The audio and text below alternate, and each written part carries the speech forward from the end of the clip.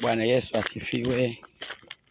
Hapa nilipo na niko natembea, niko nafanya kazi ya utume. Sasa natoka kuwashuhudia watu habari za Yesu na ninakwenda tena kuwashuhudia wengine habari za Yesu. Kama mnavyoniona hapa, niko barabarani, nimetoka kuwashuhudia watu habari ya Yesu na kuwaombea.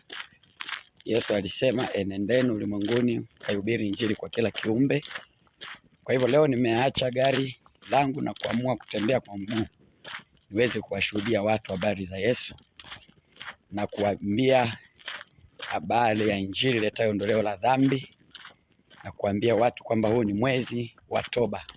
Kwa hivyo wamrejee Mungu katika matendo yao na maneno yao, waweze kuishi maisha ya haki na yenye kumtukuza Mungu katika maisha yao.